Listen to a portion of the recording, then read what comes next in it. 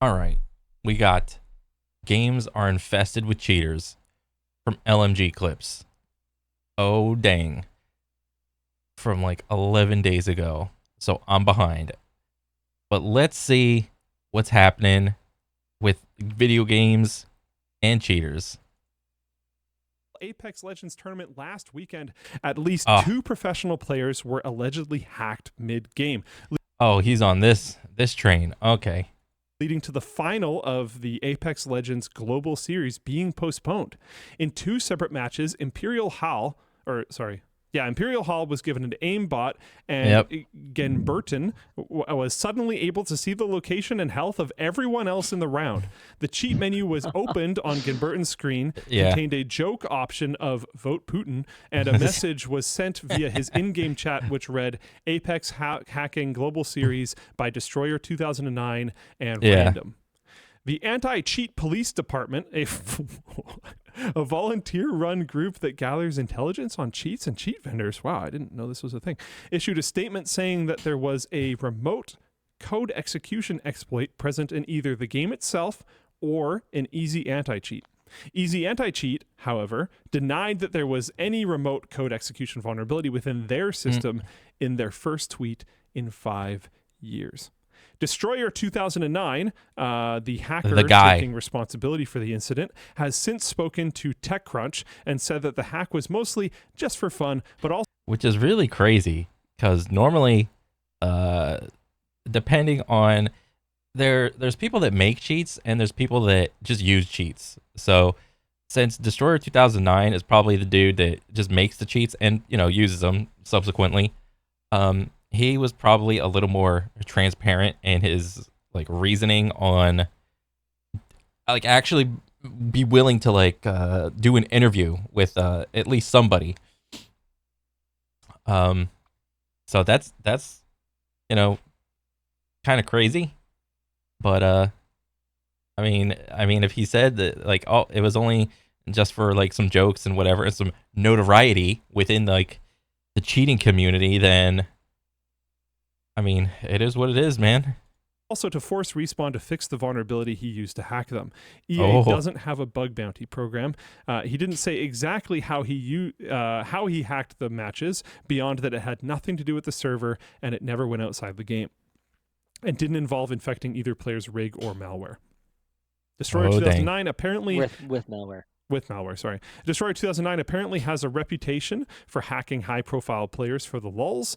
As for why he specifically targeted Genburton and Imperial Hal, Destroyer 2009 said that they're just nice guys who did. Well, besides the just nice guys, they also have a lot of viewers. So if he were to do it in front of the guys that have a lot of viewers, uh, it's kind of like a public way of saying like, "Hey, Respawn, fix this shit," so no one else can like get in your game and create some sort of like more cheats than more so than what I was able to do. Is pretty much like why he chose like Hal and Jen. Deserve free attention and views. Discussion question: is this a problem specific to Apex? I mean, because it's the whole like perception thing. Like, the anti-cheat department, not the Twitter, but like, for each subsequent shooting game, FPS game, like shooting games are just inherently competitive in their nature, especially in multiplayer games. So, at least on the surface level, you should be taking steps, to preserve that competitive integrity. And even I would say even you should be even doing it more so. At least like on this like the second like the lower level, the stuff that you will never see, because why should they be doing that? I mean, there's only so many things that like the anti-cheat department or whatever, or the ban department can do publicly and privately. Like they can't go out and say, "Oh, we fixed this and this in our anti-cheat," because that literally just signals to like the cheaters, like, "Oh, okay, they fixed this and this. We can get around it by going this way." It's like it's a constant cat and mouse game with cheaters and the anti-cheat department or whatever in your favorite FPS game. So everything, unfortunately, has to happen behind closed doors and very privately because I mean, like what I just said before, it's like if the cheat department says something in the public, they're gonna get wind of it and they're gonna find a workaround around it. And then once everybody discovers that cheaters are cheating, which is inherently, in the public, they have to go back again, fix the thing again, and it's a circle. It's always going to be happening. Apex Legends, why aren't games like this more secure? And this is doubly true for Apex because I'm not sure, like of all the FPSs, you have like Fortnite, Rainbow Six, Valorant, CS. What other shooters? There's probably like a couple more. Call of Duty, Warzone, multiplayer. What else? Like these games should be dedicating at least a good chunk of their budget, towards preserving that competitive integrity and constantly updating their anti-cheat, trying to figure out like, oh, what cheats are everybody using this today, tomorrow, the next day. I mean, for the most part, you can still go online, type in your favorite FPS game cheats, and you'll get a bunch of results to pop up, and they're all current. Like how safe they are is like a whole nother topic. I don't care. I mean, if you start downloading cheats, then you pretty much take the risk, take the gamble of exposing your PC to like shady people. So it's whatever. If you want to do it, great, whatever, more power to you. I don't care, but I don't want to do that. But let's just keep listening. I mean, the reason I wanted to talk about this week was because you've been. And oh yeah, the reason why I chose when I first started talking, it was like it's doubly true for Apex because among all the FPSs, Apex, I think, now this is just my 2 cents, my opinion. I think Apex has the worst anti-cheat system, like out of all the shooting games. It's literally down there with Call of Duty. Like that whole Ricochet shit, that's nothing. That's bullshit. Yeah. Like this is just my 2 cents. But yeah, Apex and Warzone / multiplayer, they're like among the worst. And kind of going off on the state of online gaming and Yeah. how utterly broken it is. We talked last week about a hypothetical peripheral that basically was watching everything you did in real time to ensure that absolutely nothing that happened on screen had any disconnect from what your hands were doing in person. Something like this, the ability of a hacker to force another player to cheat, I think shows how sophisticated the software is getting, how sophisticated these players are getting, and B, how utterly unsalvageable online gaming is. Yeah. Um, Online Like multiplayer. Let me be clear. Online multiplayer FPS games. Yes, there are other genres of games that have cheats in them, like like online multiplayer sports games, online multiplayer racing games, and you can even, depending on what do you call it, what community you're in. If you're like in XYZ speedrunning community, there's cheats in those games to force certain things to happen. You can force the AI to go through a certain pattern, and on the outside, as like a very casual player, a speed run can look seemingly like fantastic. All the RNG can be like minimized to get like the perfect run, and so I would even say that not only what do you call it, online multiplayer FPS games are compromised. Almost any video game is compromised. People literally have to just go on the self-imposed but shoddy vouch system that that you can kind of do when you reach like a certain level in your video game. don't really know what else to say at this point. I think like I've talked at length about why I had to find a way. And I got it. I got my way. But I've talked at length about how games like Baldur's Gate 3 and Helldivers and other like more recent kind of co-op or even single player focused games. There's a fantastic, very well working co-op mod for Elden Ring, but Elden Ring is more a single player game. Yeah. Elden Ring popped off. A lot of these non-online competitive games have been doing very well lately, and I think in no small part it's because hacking in competitive games has gotten to a ridiculous point. Yeah. And I don't know if it's because companies aren't investing enough, or It's literally that, period, end of video. You can end it right there. Companies are literally not investing enough into the core integrity of their game. They're putting out the minimum viable product and maybe like some minimum viable anti-cheat system, and then that's it. They call it a day. Okay, what's the most popular anti-cheat system that everybody's using? That one. Just use that one. Okay, and then we're fine. We're good. Meanwhile, an entire game can go down, and any live service game, the store will be up 100%. The store will be up. It will work 100%. The store will never be down. or if it's just a losing battle no matter what they do or what it is. But the percentages of cheaters in games is crazy. The amount of streamers that get caught all the time cheating is wild, because if the if the streamers are getting caught cheating, there's a lot more, because it's but it's not really all the time. Like once you reach like some high level in your favorite FPS game, it's not like, oh, once you reach that tippy top level, everybody is cheating. It's not really like that. However, that you can understand why there is a perception of everybody is cheating at the highest of levels, and that's like understandable. But again, everybody just has to just go off the vouch system. Like, okay, I can vouch for that guy. He beat me, but he's not cheating, so on and so forth.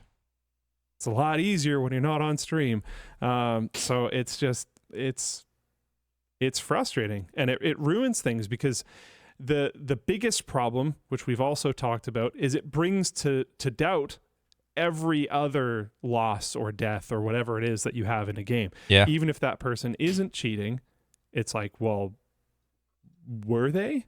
Mm-hmm. Did I actually lose because of a skill gap? Did I actually lose because of a lack of preparation? Whatever else. And one of the reasons that, you ask this question to yourself anytime you die, this is more prevalent in games that have kill cams. So, like, let's say you're playing some game, and then you die for whatever reason. And if a game has, like, a kill cam of, like, the last 10, 20 seconds of, like, the guy that shot you's view, and it goes into that just means when you, like, go to, like, send a report, the threshold for the reports are going to have to be a little bit higher, because not every report is going to get seen by a person.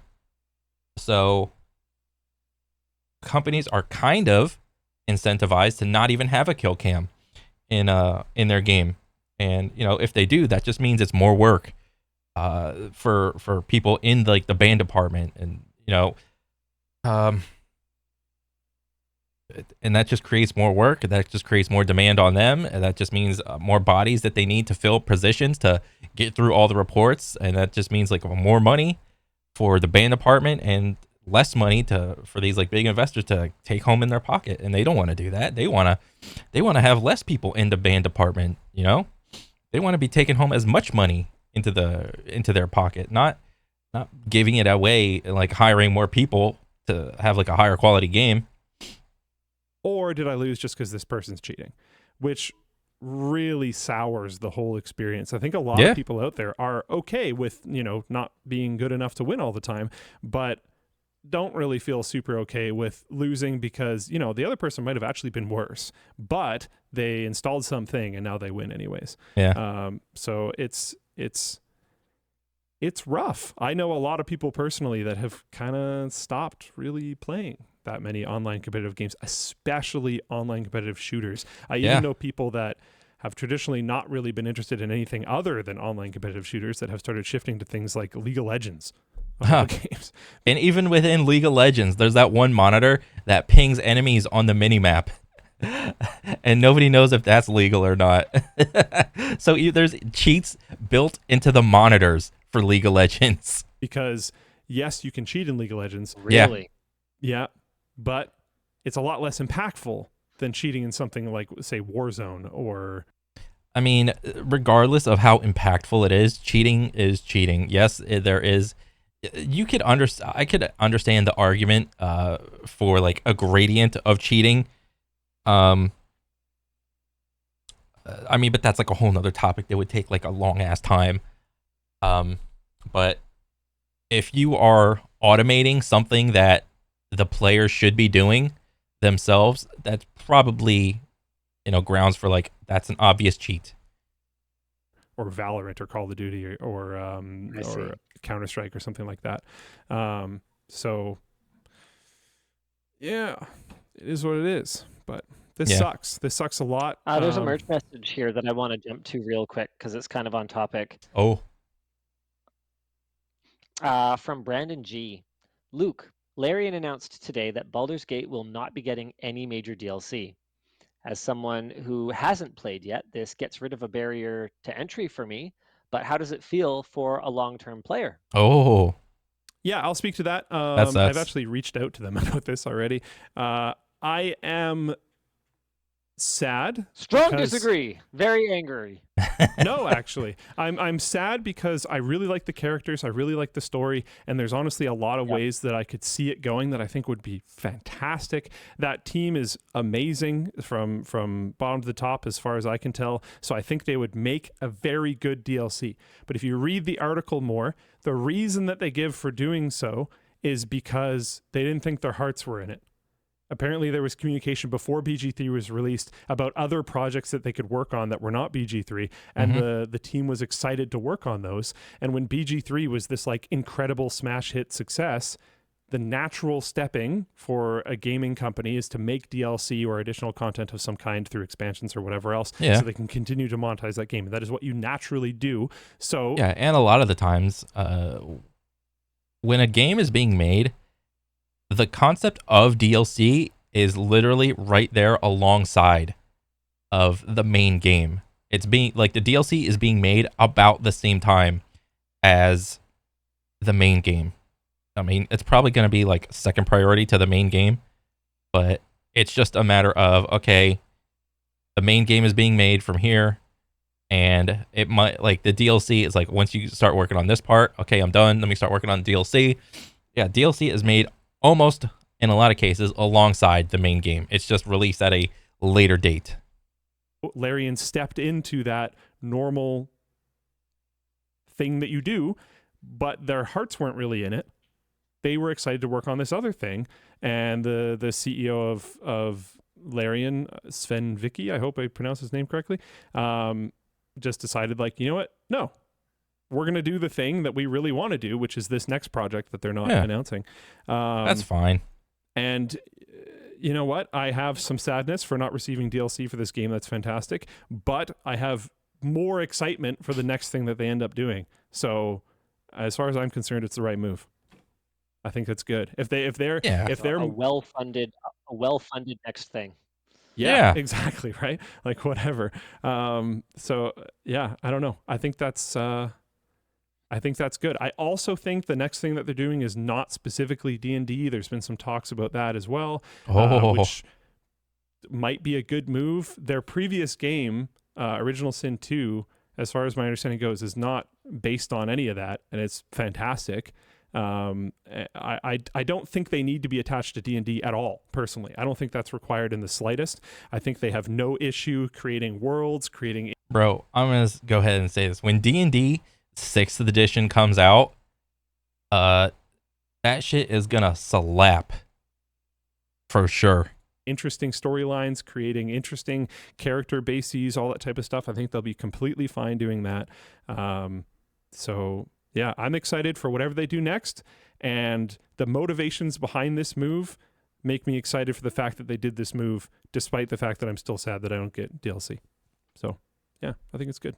I'm also happy, that's fine. I'll say this, that they're not farming the DLC out to some other company who's going to screw it up. Oh yeah, Because we that see is a stuff like thing. that happen as well. Yep. So they didn't talk about this. Stain on the legacy of this game. Yes. Yeah. They didn't talk about doing this because I don't think it ever even came to mind necessarily. But there are absolutely companies that have done that and would do that, and they're not doing that as far as I can tell. So that's great, because I would rather it doesn't get touched than it gets ruined. So yeah, I'm cool with that.